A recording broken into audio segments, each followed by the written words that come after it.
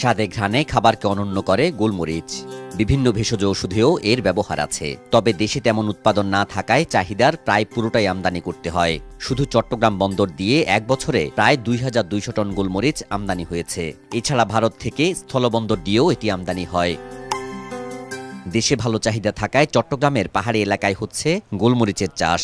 ৫ বছর আগে বাণিজ্যিকভাবে গোলমরিচের আবাদ শুরু হয় ফটিকছড়ি ও মিরসরাইয়ের পাহাড়ি এলাকায়।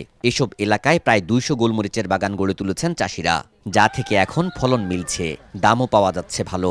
একবার তুলছি ১.৫ কেজি, একবার তুলছি ২ কেজি, একবার তুলছি ১ কেজি, এরপরে এবার কাঁচা লাগাই এলেছে তুলছি ০.৫ কেজি। পিলারের প্রতি যদি আমরা ১ কেজি বা যদি পাই, আমাদের এই যে ১০০-২০০টা পিলার আছে, এর ভিতরে আমার অনেক ফল পাওয়া যাবে। গোলমরিচ চাষে আলাদা মাচা করতে হয় না। ছায়া আছে এমন জায়গায় গাছ বেয়ে উঠে যায় গোলমরিচের লতা। পরগাছা না হওয়ায় গাছেরও কোনো ক্ষতি হয় না। তবে পানি সংকট এবং কাঠবিড়ালির উৎপাত চাষিদের ভোগাচ্ছে বেশি। গোলমরিচ রোপণের ৩ বছরের মাথায় ফলন আসে, যা চলে ২৫ বছর পর্যন্ত। একটি পূর্ণবয়স্ক গাছ থেকে বছরে ৮ কেজি পর্যন্ত গোলমরিচ পাওয়া যায় বলছেন কৃষি কর্মকর্তারা।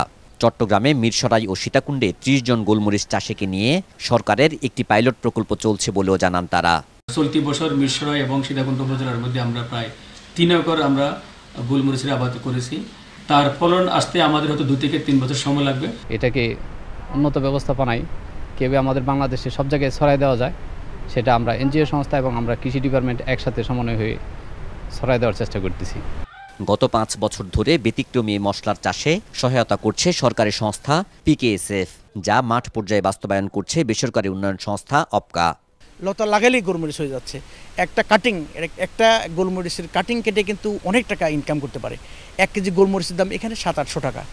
দেশে সিলেট, মৌলভীবাজার ও হবিগঞ্জের কিছু এলাকায় সীমিত পরিসরে গোলমরিচ চাষ হয়। কৃষি কর্মকর্তারা বলছেন পাহাড়ে বিস্তীর্ণ অনাবাদী এলাকা গোলমরিচ চাষের উপযোগী। নাজমুল সাদিকি, মাছরাঙা সংবাদ, চট্টগ্রাম।